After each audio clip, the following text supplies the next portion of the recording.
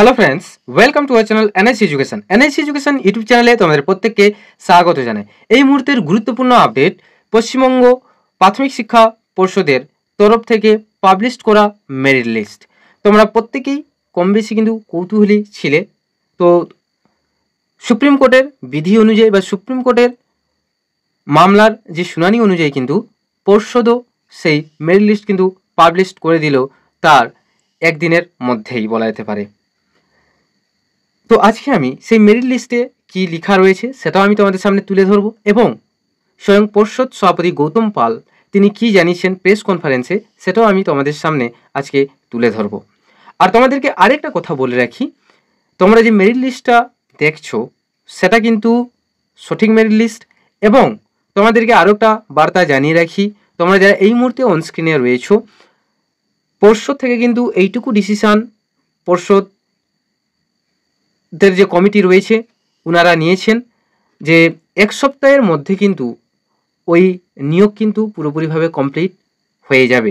তো তার জন্য কিন্তু তোমরা যারা এই লিস্টে রয়েছো তাদেরকে অগ্রিমভাবে শুভেচ্ছা। এই লিস্টের মধ্যে অনেক কিছু সমস্যা রয়েছে, তা নিয়েও আলোচনা করব। তারপরে আমি কিন্তু পর্ষদ সভাপতি গৌতম পাল মহাশয় তিনি কী জানিয়েছেন প্রেস কনফারেন্সে সেটাও আমি তোমাদের সামনে অন স্ক্রিনে তুলে ধরবো। তাহলে তোমরা দেখতে পাচ্ছ এখানে মেমো নাম্বার দেওয়া রয়েছে, এবং গত 31শে জানুয়ারি, যেটা আমি কিছুটা হলেও বলে দিয়েছিলাম যে আজকেই কিন্তু মেরিট লিস্ট পাবলিশ হয়েছে বা হলো, সেই তারিখটাও আমি কিন্তু তোমাদেরকে মেনশন করেছিলাম যে কখন সন্ধ্যার দিকে হয়েছিল। তো ভিডিওতে আমি কিন্তু তোমাদের সামনে প্রকাশ করেছিলাম, এবং এই নোটিফিকেশানে টোটালটা যে অর্ডার কপি সুপ্রিম কোর্ট থেকে রিলিজ হয়েছিল বা পাবলিশ হয়েছিল, সেই অর্ডার কপি কিন্তু অর্ডার কপির মতানুযায়ী কিন্তু টোটাল রিক্রুটমেন্টটা হচ্ছে। তোমরা দেখতে পাচ্ছ যে pertaining to publication of state wide merit list of candidates for recommendation appointment to the post of assistant teacher in government aided government sponsor junior basis primary school across West Bengal for the 2022 primary teachers recruitment process in terms of the West Bengal primary school teachers recruitment rules 2016 as amended up to date। ঠিক আছে, যে 2016 থেকে 2016 যে বিধিমালা হিসেবে কিন্তু up to date হিসেবে ওই বিজ্ঞপ্তি ওরা জারি করেছে পর্ষদ থেকে। তো তোমরা রেফারেন্স নাম্বার এবং নোটিফিকেশান তোমরা দেখতে পাচ্ছ এই তারিখে, এই যে রেফারেন্স নাম্বার হিসেবে দিয়ে দিয়েছে। এবারে মেন মুদ্রা কোথায়, যেটা ফার্স্ট যে প্যারাগ্রাফটা তোমরা দেখতে পাচ্ছ, প্রথম যে প্যারাগ্রাফ 1, যেটা প্যারাগ্রাফ 1 যেটা দিয়েছে যে সুপ্রিম কোর্টে যে অর্ডার এসেছিল 3 নম্বর প্যারাগ্রাফ অনুযায়ী, যেটা আমি আরেকবার বলে দিচ্ছি যে Soumen Paul and others versus Shrabani Nayak and others যে স্পেশাল লিভ পিটিশন এটসেট্রা দেওয়া রয়েছে, এখানে কিন্তু তার যে সাবজেক্ট টু আউটকামের যে জিনিসটা কিন্তু বা subject to outcome of the present petitions যেটা সেটা কিন্তু মেনশন করে দিয়েছে। পুরো সুপ্রিম কোর্টের লাইনটাই কিন্তু মেনশন করে দিয়েছে, যেটা কিন্তু পর্ষদ তার অ্যাফিডেভিটে দিয়েছিল, মানে হিয়ারিংয়ের ওপর ভিত্তি করে সুপ্রিম কোর্ট তার অর্ডার কপিতেও দিয়েছে, এবং সেই হিয়ারিংয়ের যে প্যারাটা পুরো তুলে দিয়েছে বলতে গেলে, যে তারা 11,758টি পোস্টের কিন্তু মোতায়েন করেছে বোর্ড, এবং সেই বোর্ডের মোতায়েন করা পোস্টের অনুযায়ী কিন্তু বোর্ড এই মুহূর্তে 9,533 জনকে কিন্তু ক্যান্ডিডেটকে কিন্তু কি অ্যাপ্লিকেবল বা এলিজিবল হিসেবে মনে করেছে। তার মধ্যে 5% যে প্যানেলের যে ক্যান্ডিডেটগুলো রয়েছে সেখানে কিন্তু ইনক্লুড রয়েছে। ঠিক আছে, আর এগুলো আমি বেশি কিন্তু আমি ঘাটানোর চেষ্টা করছি না, তোমাদের সামনে পুরো অর্ডার কপিটা পড়েছিলাম, সেই অর্ডার কপি মতানুবেগ কিন্তু দিয়েছে। তো এরপরে আমরা চলে আসবো যে মেরিট লিস্ট, যে মেরিট লিস্টটা তোমরা দেখতে পাচ্ছ এই মুহূর্তে অন স্ক্রিনে, তোমরা যারা রয়েছো যে মেরিট লিস্টটা দেখতে পাচ্ছ, দেখছো একের পর এইরকম অনেকগুলো মেরিট লিস্টের প্রায় 240টা পেজে কিন্তু রয়েছে। প্রত্যেকের টোটাল 9,533 জনের নাম রয়েছে এখানে, যারা টিচার হতে চলেছেন এমত অবস্থায়।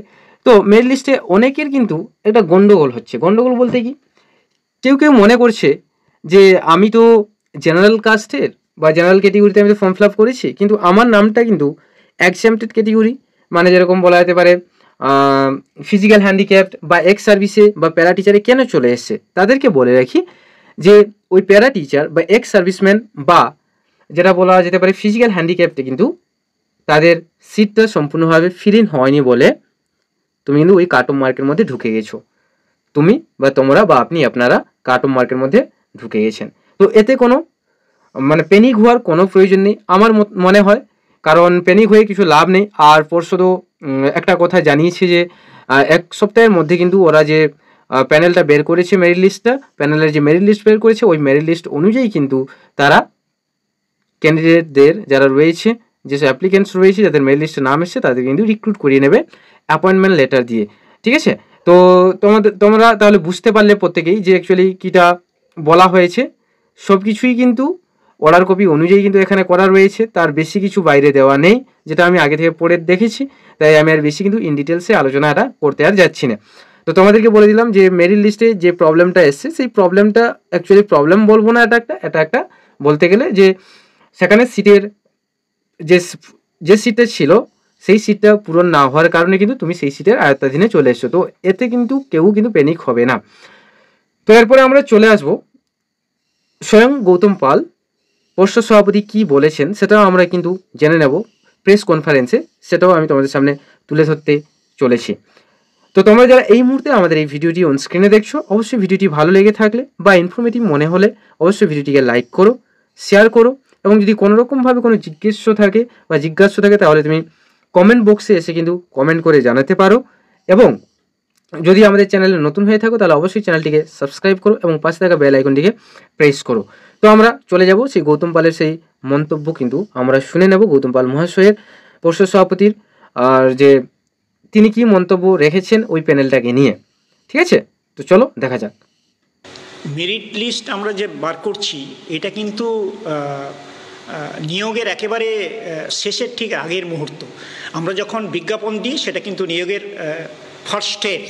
তারপরে আমরা অ্যাপ্লিকেশান ইনভাইট করি, অ্যাপ্লিকেশান স্ক্রুটিনি করি, তাদের পেপার ভেরিফিকেশান হয়, ইন্টারভিউ নিই, ইন্টারভিউ অ্যাপটিটিউড টেস্ট নেওয়া হয় এবং তাদের একাডেমিক স্কোরগুলো ভেরিফাই করা হয়। কালেকটিভ করে আমরা সামগ্রিকভাবে আমরা স্কোর দিই। সেটা আমরা আজকেই যে প্যানেল আমরা পাবলিশ করলাম সেখানে কিন্তু একাডেমিক স্কোর অর্থাৎ মাধ্যমিক, হায়ার সেকেন্ডারি মার্কস, তাদের ট্রেনিং ডিগ্রি তার উপর মার্কস, টেট যে স্কোর তার উপর মার্কস এবং অ্যাপটিটিউড টেস্ট আর ইন্টারভিউ টোটাল ফুল মার্কস হচ্ছে 50 তার উপর ভিত্তি করে আমরা মার্কস দিয়েছি এবং এই প্যানেল পাবলিশ করলাম। এটাকে বলা যেতে পারে যে নিয়োগের শেষের একেবারে জাস্ট আগের স্টেপ। এরপরে অ্যাপয়েন্টমেন্ট লেটার ইস্যু হবে। আমাদের মোট ভ্যাকেন্সি ছিল 11,758, আমরা বের করছি 9,533। আমাদের সম্মানিত সুপ্রিম কোর্ট আমাদের নির্দেশ দিয়েছিলেন 9,533 জনের এলিজিবল ক্যান্ডিডেটদের লিস্ট বের করতে হবে।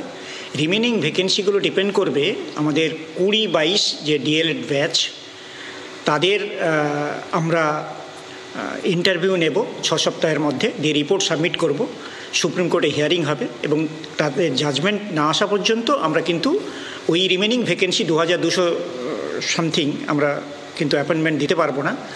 সেটা ডিপেন্ড করবে সুপ্রিম কোর্টের কি ভার্ডিক্ট আসেন, সুপ্রিম কোর্ট কি নির্দেশ দেয় আমাদের তার উপর।